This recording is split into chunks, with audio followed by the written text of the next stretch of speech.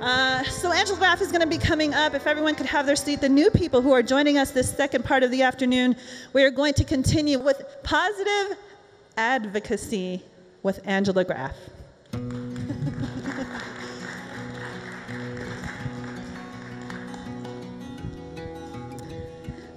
Well, thank you guys for being here. This is really a birthing process for our organization. It has been labor intensive for the last year or so, and now to really come to fruition as to where we're at and what we're trying to do here in the community. I am an RN by profession, and so when this issue came to my attention, it was really a God call. And for me, knowing that this ugly beast was happening in my communities to our women and to our children, to looking at the data that's been involved with the rescues over the last 2 years here in Denver and its surrounding cities, it's appalling.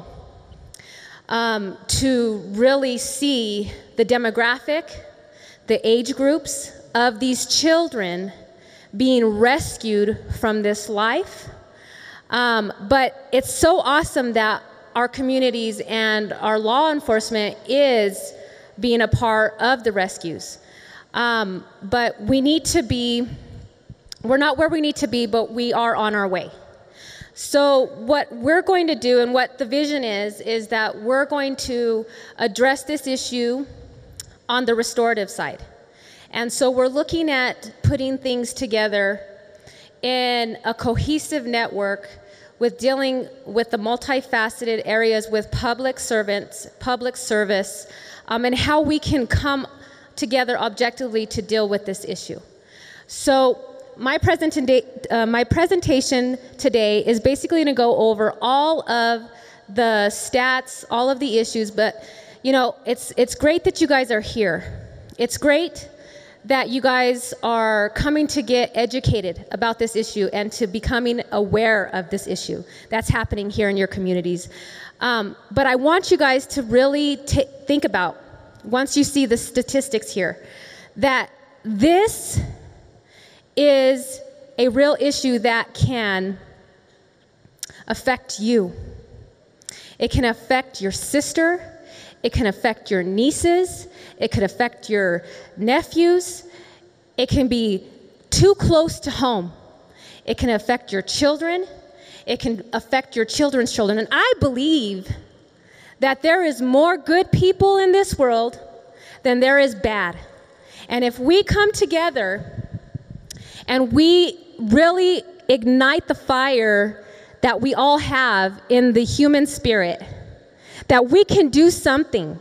You don't necessarily have to be in the front lines taking care of these victims. You don't necessarily have to be up here, you know, trying to bring community awareness or educating.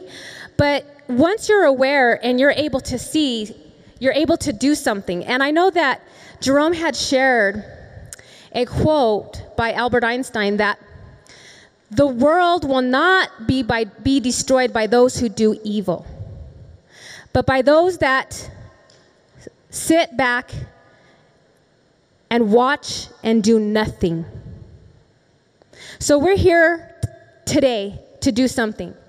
We're here today to bring about change.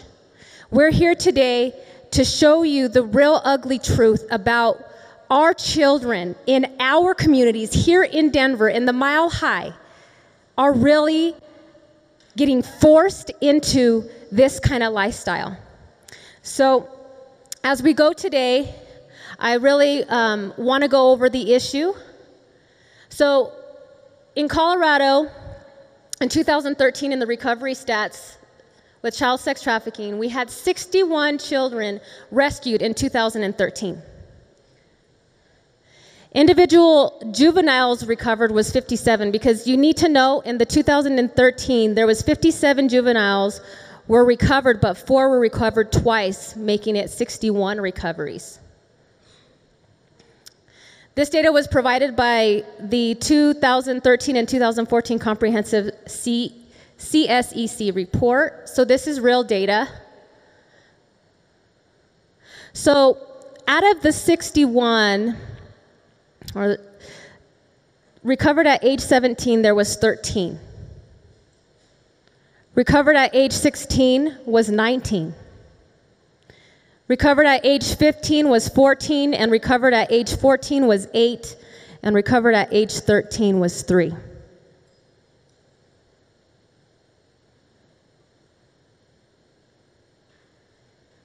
So the juvenile age when child sex trafficking began with these victims, and this is the breakdown. Age 17, there was 7 when it began. Age 16, there was 11. Age 15, there was 14. Age 14 or younger, there was 10. And unknown or unconfirmed age was 15. The juvenile ethnicity breakdown. So out of the 61, 38% was Caucasian. 44% of those children were African American. 11% was Hispanic, and 7% was Asian. And these are domestic children. These children are not from faraway lands. They're not foreign. They're America's children. The juvenile gender, there was 2 male, and then there was 55 females. The family status of these juveniles, out of those children, 2 parents was 12, single parent was 31, raised by a relative was 7, and was in the state care was 7. In 2014, we almost increased by double. There was 94 juvenile recoveries. Individual juveniles recovered were 89, and you need to note that there was 5 that were recovered more than once, making it 94 total recoveries for last year. Out of that 94, recovered at age 17 was 36, or 88. Recovered at age 16 was 25. Recovered at age 15 was 18. Recovered at age 14 was 12, and recovered at age 13 was 3. The juvenile ethnicity breakdown to those recoveries, 48% was Caucasian, 23% was African American, 23% was Hispanic, 4% was biracial, 1% was Native American, and 1% was Asian. So this is data that's not just a pie in the sky. This is real facts as to what's happening here in our Denver communities with these rescues, with these children. The juvenile breakdown, 2 were male and 86 were female. The family status, there was 23 that had 2 parents in the home. There was 37 that had single parents in the home. There was 4 that was raised by relatives, and there was 29 that were in the state's care.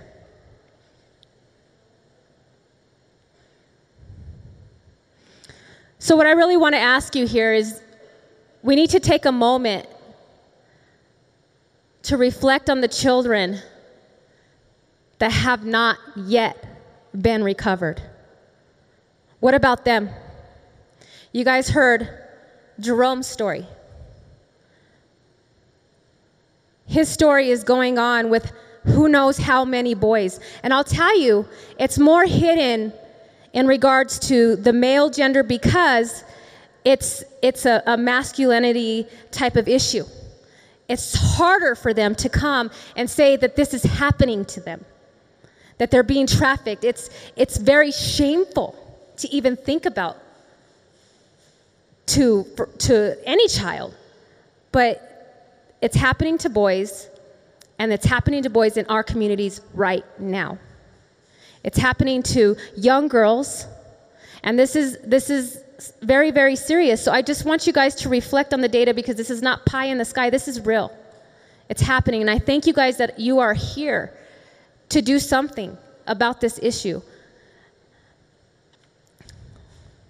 So the holistic healing solution for CAA's overall vision, which includes the research and the development phase, the facilities planning and building phase, and the implementation phase. The research and the development phase consists of the following: to develop and organize a human trafficking sexual response team. And in short, they're called SARTs. You utilize a multidisciplinary approach, bringing together healthcare providers, law enforcement, prosecution, victim advocates, and public health organizations. It's so vitally important to establish a SART team in our community, because it's not just only healthcare providers. It's multifaceted. It's comprehensive. And so for us to work together to be able to build a plan of care that's going to be effective, what Chosen Advocates is going to do is address this issue at its short term, once they're recovered, because with the physiological processes that these victims may be coming out with, obviously could be untreated HIV, it could be STDs, there could be a lot of trauma situations or other comorbidities like other disease processes that have not been treated because they're in the life. A lot of times these traffickers do not want to put them out there so that they can be identified by healthcare professionals. And a lot of times, as we see, the healthcare professionals may not even recognize them, especially going into the ER. So it's very, very important for us to collaborate together. And so what we're looking forward to do is building a human trafficking SART team here in Denver so that we can work together to put something together comprehensively in regards to the program.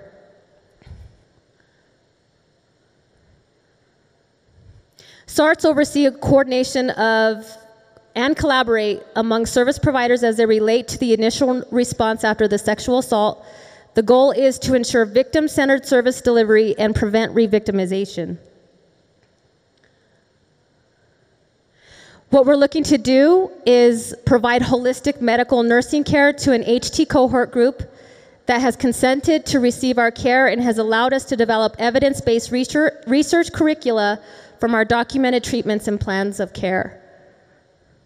The data collected from this curricula will provide us insight on the what worked and the what didn't for us to develop best practice standards and procedures for holistic treatments that will be implemented into the programs we offer in our Holistic Medical Healing Center. It's so very important to address this issue physiologically, psychologically, and spiritually. We're not going to impose or force something upon somebody that may not have a faith-based. They may come to us as a Jew or an atheist, or we have to love them where they're at. We have to offer that program. If they need pastoral services, we will have interfaith people working together to be able to provide them that spiritual aspect of healing.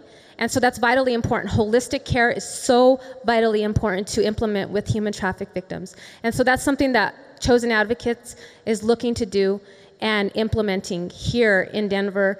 And I think it's going to be one of its first, because I tried to do research to see if anybody else was doing this, and I haven't found it. So I'm looking forward to the pioneer work. The facility planning and building phase, we are actually going to be establishing a facilities planning committee. And we will work towards the building phase of the Holistic Medical Healing Center by solidifying effective best practice programs, develop standard protocols and policies, and initiate the building blueprints for breaking ground. The implementation phase, obviously the Holistic Medical Healing Center's doors will be open for servicing human traffic survivors holistically. So that's our overall goal. We're looking to effectively use our dollars and being able to implement best practice, implement standards of practice, evidence-based curricula, so that we can help other public servants, nurses, physicians, caseworkers, social workers, because the SART team is going to consist of all of those people, so that we're able to effectively treat and address this issue, because there is a solution to this problem. So we are the solution to this problem. And so I want to encourage you guys to not be afraid that you can be a voice. Because you know what? My motto is, if I live, and you know, I'm a believer and I'm not going to impose my beliefs on you, but if I live to Christ. And if I die, it's even better because I'm in his presence. And so I got to live a life poured out. I will not relent. I will not back down. It's going full force. And if you guys are with me, and my motto is, together we can conquer all. And I thank you guys for being here. And I will be in the back if you guys want to talk with me afterwards. But I just want to thank you guys for being here. Thank you.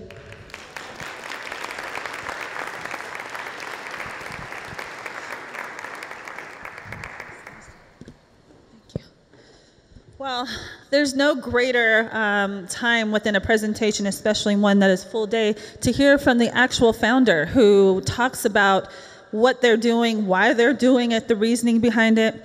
Such a beauty about what she talks about because it has logistics behind it. It's not just a presentation. The work has been done. The study has been done. The information to actually make this work, to have politicians hear what she is saying, to have leaders hear what she's saying. So Heather's already up here, right? And so what I usually do when I prepare to be an MC is I actually study the person. They show me who's here. I read up about them. I look them up on the internet. You have to know your stuff, right? You can't just get in front of people and make up things. Well, at least I don't. So anyway, since she's already here, she's going to talk to us about her work with Chosen Advocates, why she's here, what you know in the past. So tell us right now, we're going to do an impromptu interview. Tell us your name and what you do. My name is Heather Davis, and I started Mothers Against Human Trafficking about a year ago. I was a mother that was on a search for my own child, in and out of the system and in and out, and I didn't understand what it was, and I came across a gentleman by the name of Nick Marr, which I'll be showing you a trailer of his documentary that's coming up. And I felt like I needed to be out there to help other parents, caregivers, the Department of Human Services, Department of Youth Corrections, as well as our law enforcement. Because what I found going through all this with my own children is that there was no help. So I stood up, and there's a couple people here I would like to thank. Yvonne Williams, let me speak for the very first time. Jerome Elam for giving me my domain name. I would like to thank Nick Marr for helping me through a documentary and a very, very painful process being a parent with my children.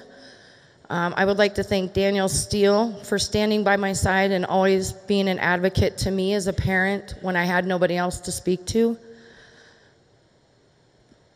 I just really want to be there for other parents. I stood up and I stood up alone. I've had my trials and tribulations. I've had my downfalls. The last couple months for me, I took a couple steps back. I had to. It's been a really long road for me and my family. And I really want to be out there to help our at-risk youth, our other children, our grandchildren. And I want to help other parents realize that your child's not a prostitute, nor are they a drug addict.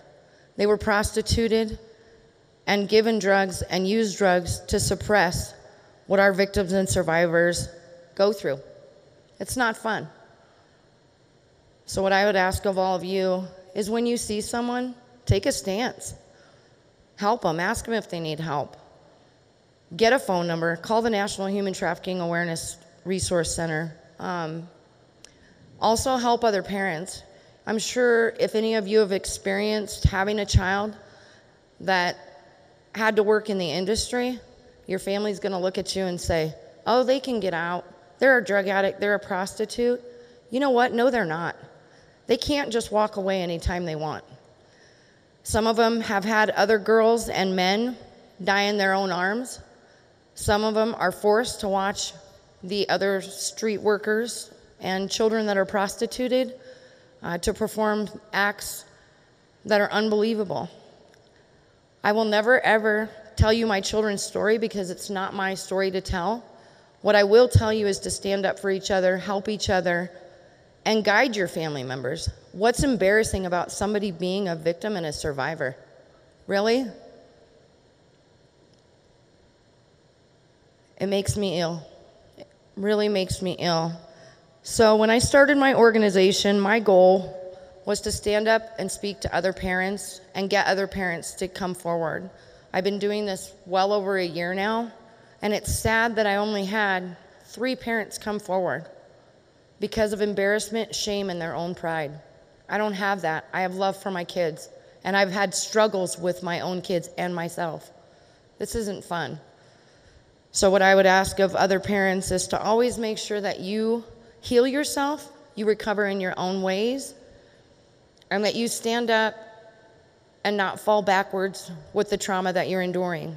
It can easily happen to you, and you can easily become a victim to the trauma that you faced.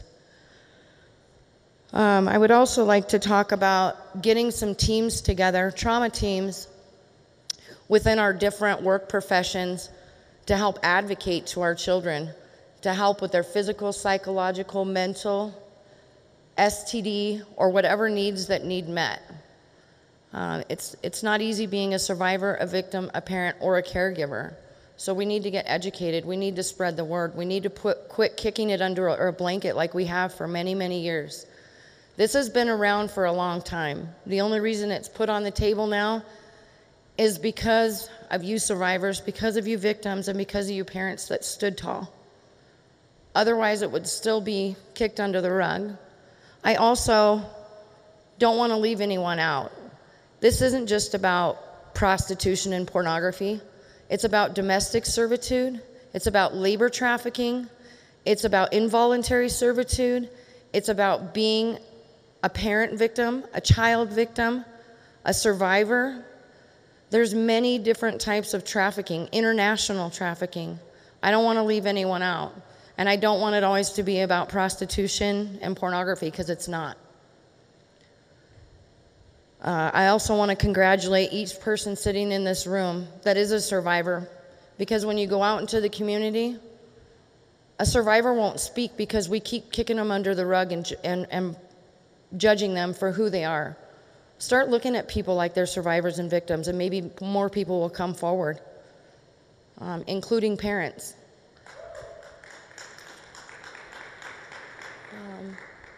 I have a little clip that I would like to show from No Travel Required.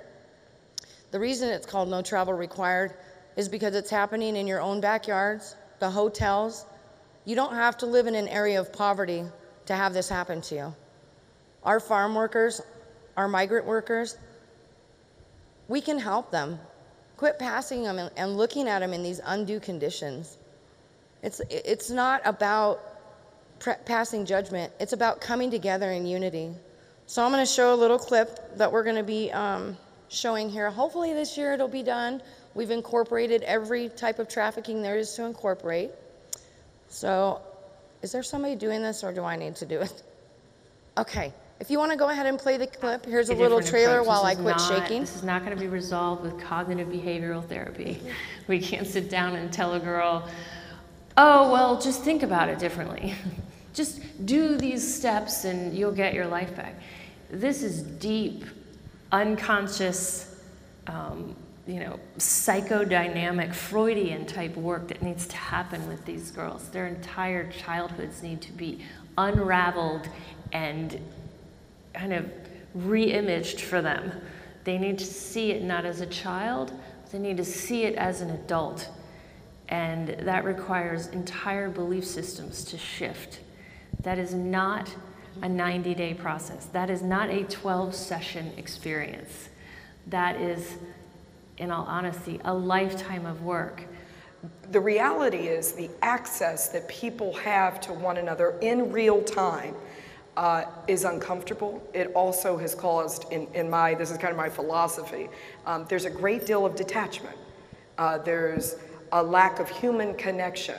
And for a trafficker, that's like fertile ground to feed on these victims, to feed on the person who, you know, my family has, I have a computer in my room, I have a television in my room, I have my DS, my PlayStation, oh, I might even have a refrigerator. Well, what you've done is you've essentially isolated that child into their own world, into their own community. You're not holding them accountable or responsible, and perhaps you're doing that because you have your own stuff going on in life. But there's somebody who is hoping and praying that that child is isolated so that they can go and groom them and say, you know, your room, you know what your room needs? It needs to be bigger. And I have a bigger room for you, and I can give you all the same things. And I'll even talk to you, unlike your parents. That's a trafficker's dream. I'm coming at this from a childhood where I couldn't trust anybody. So I've also had to take some steps in my own parenting to not be so suspicious, but then balance that with the fact that we live in a world where we have to be very careful. So that's been my own journey, is to find a balance between hovering, I call it. I'm the only self-admitted helicopter parent in the world. And I'm the only one that'll admit it, apparently. But I hover because of my past. And then I also have to figure out when it's okay to let go a little bit, because I have to realize that it's my own belief systems from my childhood that may be playing into things a little bit. Yeah, I have a particular rant about the whole idea of who's a friend, and had talked at the conference about teaching children how do you create a discernment of who is actually a friend. How do you create a scheme in your own mind, in your own social interactions that says this person is a friend and this person is not a friend. And that obviously plays over into something like Facebook, where you friend people. But I think it even goes further to say your parent is not your friend. Your parent is your parent. The very first time I went on Facebook was for the purposes of stalking my own daughter, because I wanted to know who she was friends with and who felt that it was important to be friends with her. And I'll call her out on it. Well, who is that person? Do you know that person? And just be direct. And merely the fact that I would ask those questions will make my daughter begin to ask those questions. Well, wait a second, why is my mom questioning that? Maybe I should be questioning that. It's just so sad what happens to the girls. Essentially, it kills their heart, and it kills everything that they maybe once thought they had worth is destroyed, because their worth is taken, their sexuality is taken, and they're not even viewed anymore as a person, but rather an object. And so when a girl's heart is broken like that, a lot of women don't ever recover, and it's a miracle that I did recover. It's just a miracle that I recovered from what I've come out of. But a lot of women don't recover, and that's why they take their lives early on. That's why they get involved in drugs and alcohol, because they're trying to cope with the pain and the memories that they have and the trauma they've experienced. They're worth more than that as a person because of their intellect and because of their personality and because of what they have to offer. And so I tackle the worth issue, and when you're able to help instill worth in a person because of their identity and not because of what they can do, then that gives them the strength to do something else.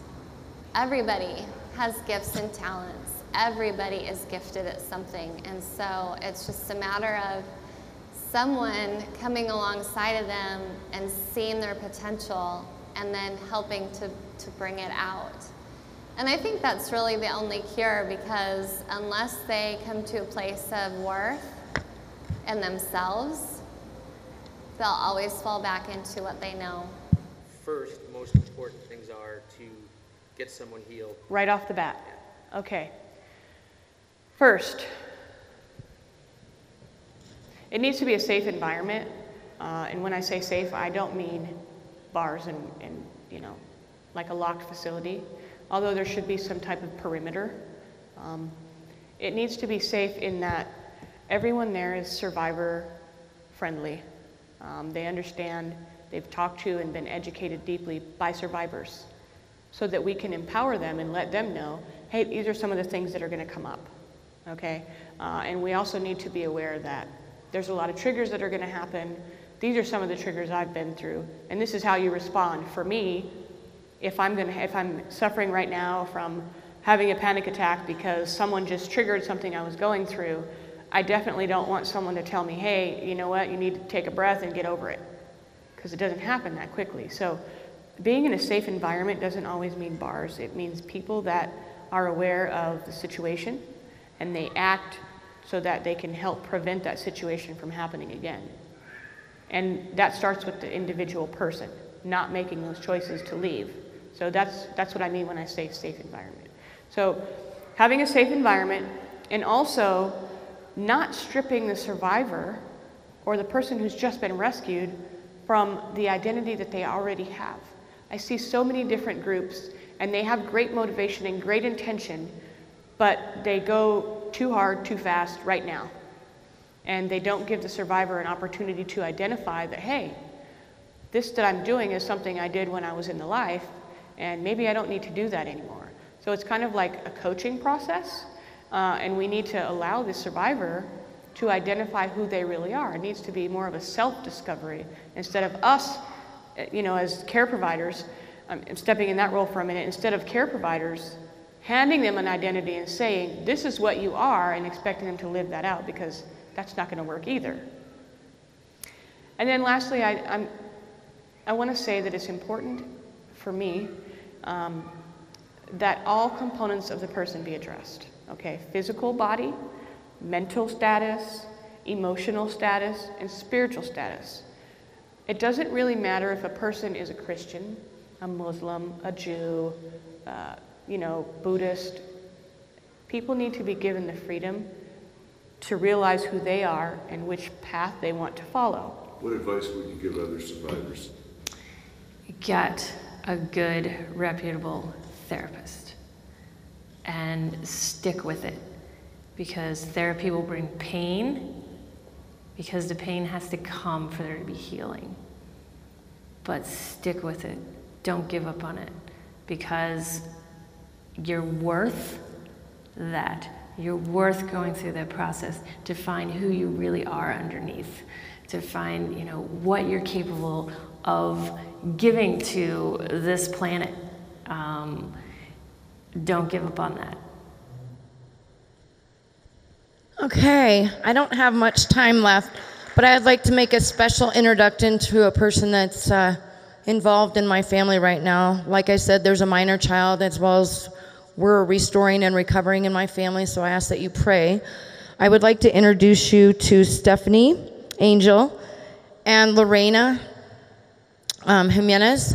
They both work with Jefferson County and Denver County Women Offenders Programs. And without Lorena, I don't know where my daughter would be. So thank you guys for what you do. Please make an introduction. Have a great day.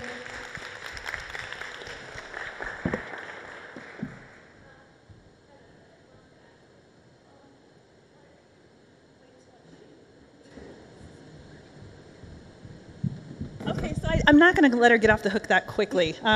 She's shaking a little bit, and I can tell that she definitely has a passion about this, and she's had the experience she just shared.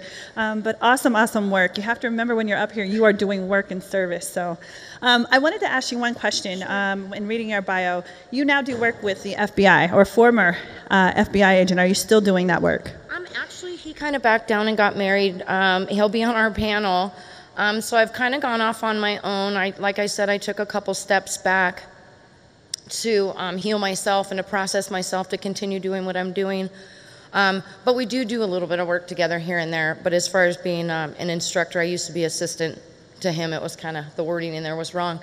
But I'm going into maternity homes and juvenile justice and Department of Youth Corrections to do prevention and awareness. Okay, and one more thing. I wanted to know, my real reason for asking that question is because I wanted to know why you would work with the FBI. It might sound like a very general question because they're the FBI, the Federal Bureau of Investigation, right? It's actually former. Former, excuse me. But why would you want to work with him? What was your need to work with that arena? I mean, or you want them to investigate? Like, what role do you believe a former agent could play? They helped me go coast to coast, and they also helped me identify with some of the traffickers that my daughter was involved in. I don't really want to get into that conversation to protect the identity of the traffickers as well as my child. But he's been a great mentor, a great friend, and he's an amazing instructor. Okay, thank you so much. Heather, thank you so much for being here this morning, this afternoon. It takes a lot to get up here and talk in front of people, number one, and then especially about such a sensitive subject as this. So thank you so much for your time and attention. The video was excellent. So we are switching gears, and we are going to introduce the co-founder and president of the Network for Cultural Change and Nonprofit Charitable Organizations. Her name is Yvonne Williams, and she has done, look at her bio. That's all I'm going to say. She's done a lot of amazing work, a lot of work in awareness and proclamation and really putting things to work, not just speaking about it, but putting her hands to that kind of work. We're so happy to have Yvonne up today, and she is going to talk about her great mission and her work with Chosen Advocates. Good to meet you. And don't apologize for those emotions. They are so beautiful. So beautiful. It's hard to sit in a room like this for all this length of time without having emotion. Amen? Speaking of that, I am so moved every time I hear Jerome speak and every time I hear Teresa tell her story and Heather, because the first time I heard it is still the same as the last time I heard it, or vice versa, because that suffering that they have endured is something that we have to really, really, really look at. Not only in light of the suffering, but in light of the ability of humanity to overcome suffering, right? We are resilient creatures. It's absolutely amazing. Before I start with the presentation, I do have a presentation if you can bring that up. Before I start, I'll tell you a little bit about myself and how I got into this. First of all, how many here this is your first time to a human trafficking event? A lot. Oh, wonderful, wonderful. So this is new to you. You're learning for the first time. So you're a Human Trafficking 101 group. That's wonderful. Well, God can speak to all of us in different ways, and he does speak to all of us in different ways, getting us into his will. Amen?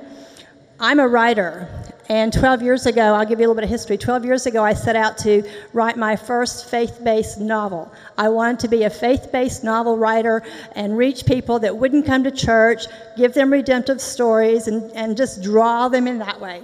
So I wake up one morning in January 2004, and I say, okay, God, what will I write about? What do you want me to write about? I did not know that human trafficking was anything of anything. I didn't know about it. And what God put on my heart was the runaway population. 12-year-old was the age that came to me. After that, prostitution and stripping came to me, because I'm from Florida, and billboards are all over Florida, and you see them every time you go down the interstate, these gentlemen's clubs that really are not gentlemen's clubs, because gentlemen do not do those things. So that came to me, that issue. And after that, I thought, okay, I have this little girl. She's running away, and she's forced into doing this stuff, but she's got to get rescued. This is a redemptive story. She's got to get rescued. So I have a reporter come onto the scene in the story, and after that, I have her launched into her dream of becoming a dancer. So it's a real edifying story. So I set out to write that story, and then I feel impressed to turn it into a screenplay. So I do that, spend 9 months writing that story, go to California to sell that story and make a bunch of money, right? That's my goal, that's my plan, that's what God wants me to do, right?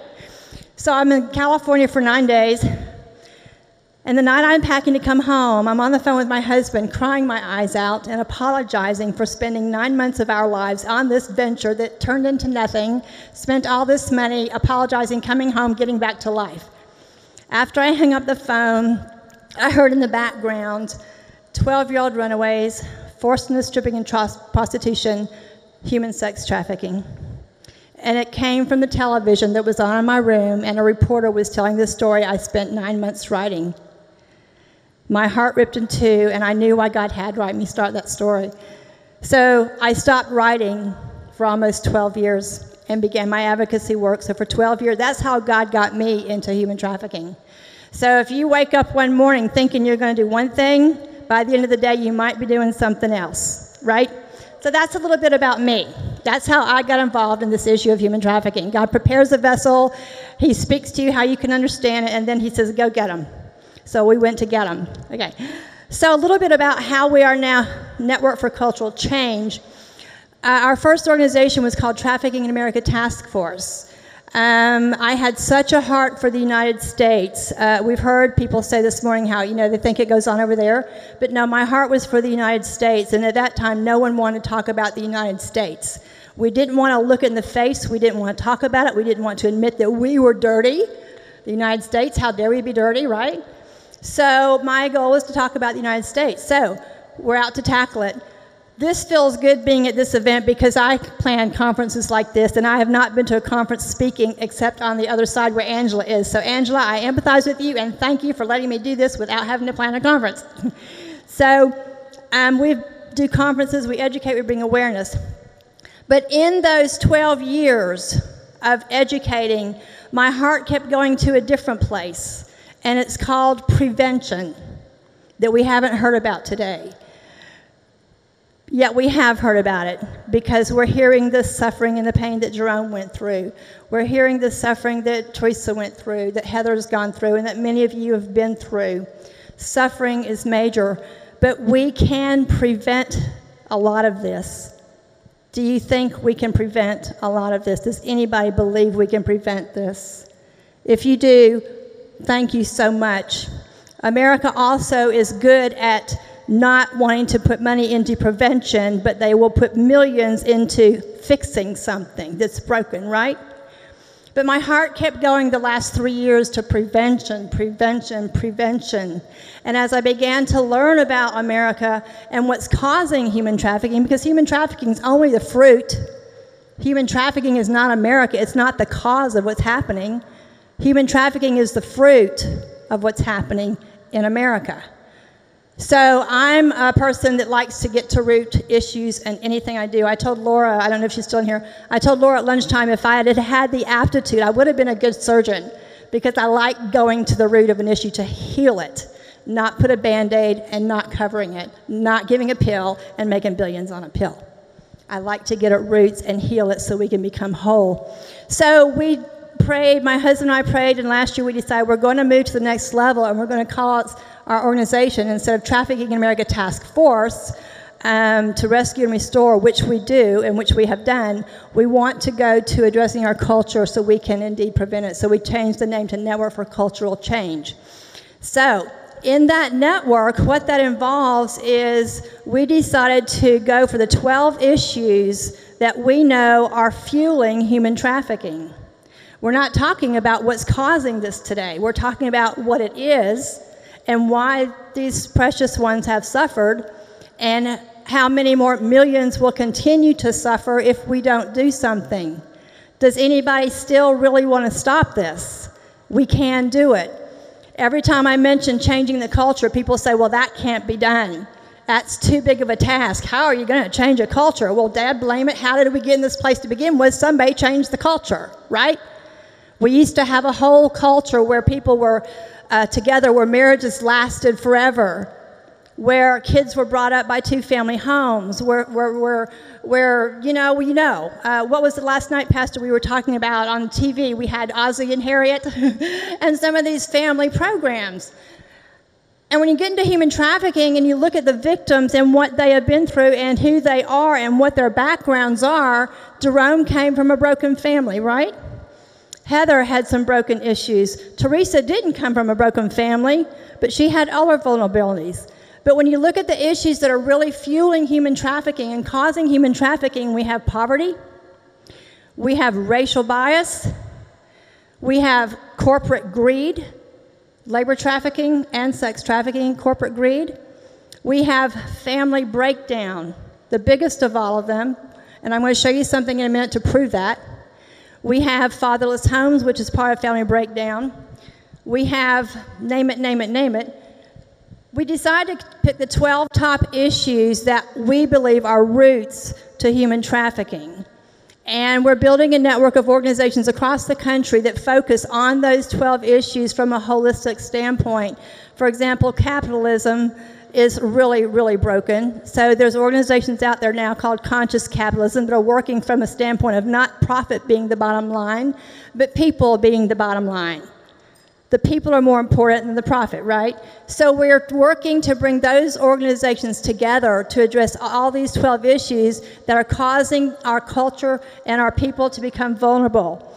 The biggest trafficker in the United States is corporate America. Where's my presentation? Where's the clicker? And we're all victims of this. This is something that we in the human trafficking movement need to, where do I do it? Up there? That we need to move into is prevention, and we need to really look at what's causing this. We've been lulled to sleep by corporate America's marketing, mass media marketing. Some of the things we're focusing on, like I said, is corporate America. There's some of the organizations within that network. There's about 10 in each one. Mass media, we are a hyper-sexualized culture. Every time we turn around, it's sex, sex, sex, sex, sex. I've spoken with kids and people 20 and under, beautiful kids, but they don't have a clue about a holistic, healthy relationship sexually. And one of my dearest volunteers is 22 years old, and she's a beautiful young lady. She said, Yvonne, we don't know any better. We've been raised on this sex. That's all we know. Sex is okay anytime, anywhere, any place, for anything. So our 2025 generation has been raised a lot differently than we have. So that's something that we need to work at to address is the hypersexualized culture. And that comes from corporate America and marketing and greed and the need to make money. We're all victims of it. Family breakdown, that's causing family breakdown. Racial prejudice and gender bias is still out there. Violence and crime. So those are some of the things that we're looking at to begin to get out there so people can pick and choose what they want to work in. But that's part of the cultural change issue. I'm not going to go through every one of my slides, but I want to show you something. Laura talked about the human trafficking triangle being a business model from supply, distribution, and demand. Demand is the way we need to go when we look at it that, because if we can stop the demand, we can stop the product. But then we say, is this really true? If we stop the demand, what have we done to the supply to make them change as well? The potential, the vulnerabilities, we have to fix that as well. So we have to look at all of these, the supply, distribution, and the demand, but especially distribution, the greed, and the poverty that it causes.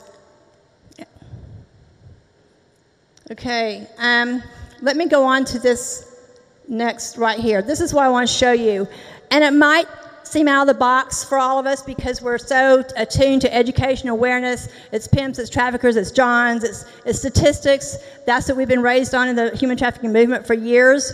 But when we look at prevention, again, we have to look at all those things underground that are fueling this, and greed is the #1 cause. So how is greed from corporate America affecting human trafficking? And let's take a look. Greed is abuse of corporations, #1. In that abuse, poverty is created due to low wages, low to no benefits, layoffs, you name it, the bottom line is above people. Therefore, employees that make the money for the corporations are the ones that suffer. That leads to stress on the family. We look in Ferguson, Missouri, and the unemployment there rate is unbelievable. There's no money for folks to survive because there's no jobs. And cities all across America are experiencing that. So when you don't have that, you have stress on the family, you have marital breakup, producing insecure youth. Family enters survival mode at this point, okay? Bear with me, I want to show you this.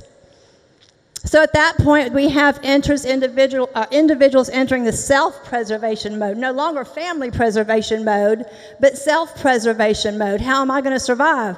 My husband and I worked for the homeless in Nashville, Tennessee for a few years, and white-collar businessmen were homeless and on the streets because they got laid off because somebody wanted to make more money, have a bigger jet, have their third home out in wherever they wanted to have the home. They got laid off, their family broke up, and they were on the streets in homeless shelters. So it's not just what we think of poverty being the ones in the homeless shelters, but it's those that have good jobs. Youth runaway at this point, the family breaks up. The statistics regarding human trafficking in the at-risk youth is phenomenal. It's over 50% of human trafficking victims are from the runaway population. And if we can fix this, we can fix human trafficking. Anyway, homelessness occurs, juvenile crimes are committed. Youth feel unwanted, unloved, undervalued, emotionally unstable, drop out of school, become uneducated, vulnerable to traffickers and other crimes. So at that point, it's getting more massive. And then at that point, victims spend a lifetime overcoming in order to break the cycle. The cost to society. Now, if we think it's expensive to prevent, look at this cost of restoring. Victims spend a lifetime overcoming in order to break the cycle. The cost to society is now homeless shelters that cost $1 million, incarceration costs that are in the trillions, legal costs that are in the millions and billions, therapeutic and restoration costs, and most valuable, the loss of human talent and resources, the loss of the human soul, the human spirit. So when you look at this pyramid and you look about prevention, we have to look at our mode of what's important in this country and how our corporations are working, and that can be changed. There's organizations called conscious capitalism that are absolutely making major headway in training corporations to value employees above the bottom line. So that's just one area. We have 11 other areas we're working on, and we want to present on our website, which we have. So people can go on that website and say, let's see poverty, let's see, that touches my heart. Okay, these organizations are working in poverty.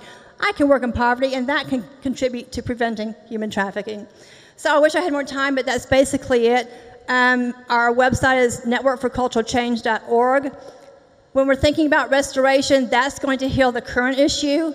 But when we're thinking about prevention, that's the next generation down, and we have to reach the next generation from every standpoint. Education in America's schools is imperative. Write down this website, www.nesteducators.org. It's an organization that has 50+ curriculum and resources, K through 12, for teachers to incorporate into the classrooms. It's 3 years old. They're entering their 4th year and doing phenomenal work. So educating youth in America's schools is imperative, so we can at least prevent some of our boys from going into pimping and some of our girls from continuing to do the stuff they do. So prevention, think prevention when you're thinking everything else to do with human trafficking. Think prevention, prevention, prevention. Thank you.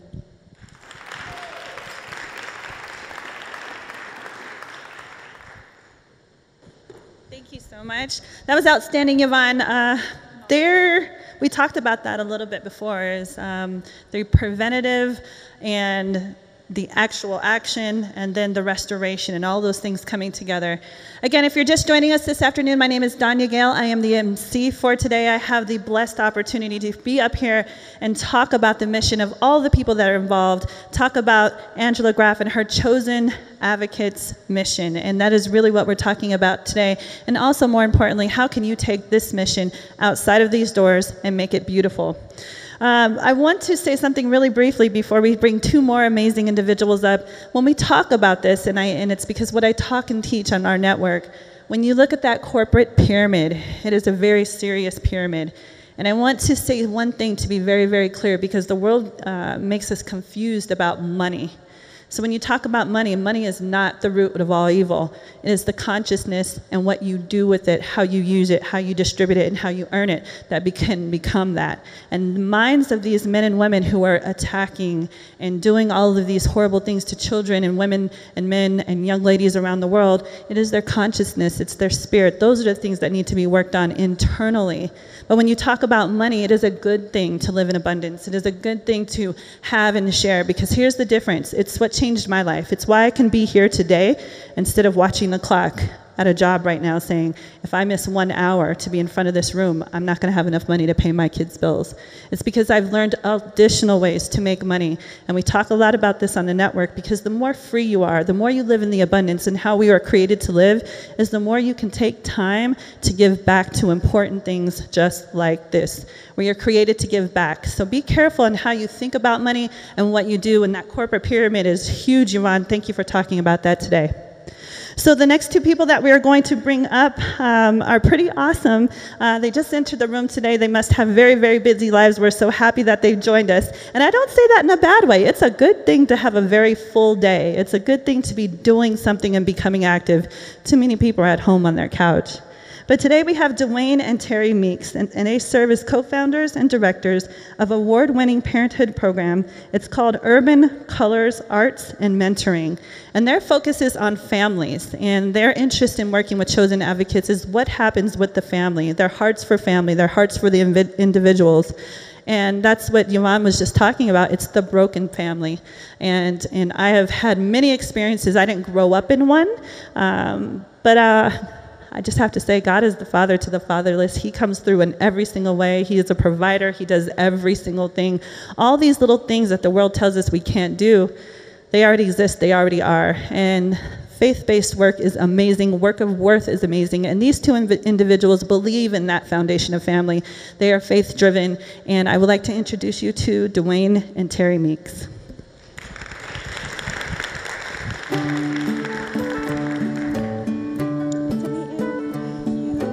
Thank you. It is an honor to be here this evening. Yes, we have busy schedules, but not too busy to be here. I would like to first say, from what Yvonne was saying, it was awesome. But then you have the flip side. Our family was almost a victim of the human trafficking. And our children came from a 2-parent home, mom and dad in the family being there. And our daughter was almost a victim because she was going to go hang out with her friend one day. First, parents, guardians, caretakers, follow your gut.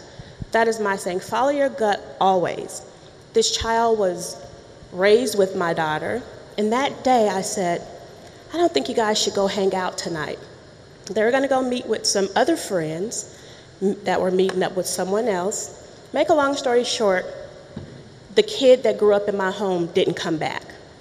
She was a victim of human trafficking, just going to meet and hang out with some friends, and was abducted from right here in Colorado, gone for a whole year. Thank God she's back home, but it's the flip side, of that story. It can happen to any of us. None of us is exempt. So going through that traumatic situation, it impacted all of us, not just my daughter's friend. It impacted my daughter, even though she wasn't directly impacted by the human trafficking issue, but it impacted the entire family. And when me and my wife talk, we talk about taking ownership for the part that we play as adults and as parents, because our children, they don't get there by themselves. So in order to help them heal, to help her heal, we had to take ownership for our part, the part that we play, and look at as parents. We know that it's a full-time job. You don't take off days from parenting. And if you want to be a better parent, you have to work at it. And sometimes you can do everything that you think you should do to protect your child, and they still go down the wrong road. But the thing that we try to do is keep our doors open, keep our ears open, and listen to our children, because they'll tell you what's going on with them.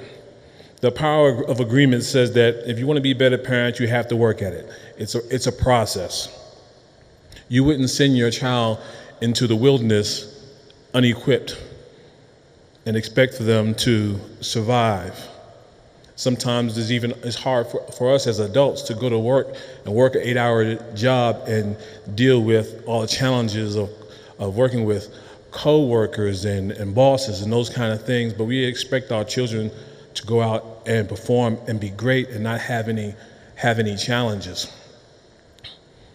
Father's presence is very important. Fathers do matter. And as a father, I'm constantly thinking, because there's no blueprint for parenting. You know, there's no book that's going to tell you exactly what you have to do as a parent. But as a father, I'm constantly thinking of ways to connect with my children, to find out what their love languages are, so you know how to interact, because all your children are different. You connect with them in different ways, and once you understand who they are as people, you have that individual relationship with them where you can build on their strengths, their skills, compliment them, reward them, love them, kiss them. I have sons who I hug and kiss all the time. They probably think I'm crazy because I love kissing them so much, and that's because I didn't get that from my father. So I made it a point to make sure that I gave that to my children, to my sons, and to my daughters. As men, we tend to protect what we invest in, whether it's stocks, bonds, whatever it may be. When we invest in our children, we tend to protect what we invest in. So fathers and mothers, regardless of your marital status, your home status, if you're a single parent, non-custodial parent, let's focus on what's important for our children. Because if you keep our children in the center of everything that we do, we don't lose focus. We don't become selfish. We don't fall into the temptations of disconnectedness, where something goes wrong with your significant other that we forget about the children's needs, because the children are going to be impacted. They see and hear everything that we do. We have to teach our kids, not preach to them, because we want them to be individuals as well and have a voice. If we're constantly preaching and not giving them an opportunity to share what's going on in their lives, then they shut down. And that's when other people, other things begin to get in their ears. Because you know, when your child goes out there, hundreds of people, hundreds of things, media, music, friends, can steer them the wrong way. And they're going to be in their ear talking just like you're in their ear talking. So with all the people that are in their ears, at least as parents, we can be the positive voice, the voice of reason. And we don't want to tear them down. We want to continue to build them up. So we let them know how proud we are of them. We keep the line of communication open so that we can continue to nurture and understand their love languages. Teach, don't preach. You want to say anything else? To the men, again, as far as we have a fatherhood program, and it's important for our men. Sometimes they think that they are not important. Their voice is not important in the family. So we can try to make sure that they continue to have a voice, that they stay connected with their children in the schools. You know, one of the programs that we have is a fatherhood engagement program inside the school system, inside Denver Public School, where fathers come in and they volunteer during the course of a day to be involved with their children in their classrooms, on campus, to be a positive male figure in the school, to support teachers during high times of when kids are outside, during recess, during lunch, when schools are being let out, those kind of things. So fathers love the opportunity to be able to engage their children in an academic environment. It allows them to stay connected. So that's our message for today. Staying connected to your children, not disconnecting from them, loving them, because love conquers all. Love doesn't lie. And if your kids, if they go astray, as long as the love is still there and the door is still open, they will always come back. But if you disconnect from them, then you have to deal with this type of situation. So always keep the door open. We can learn as parents as well. Our children are individuals, and we want to nurture that. Thank you.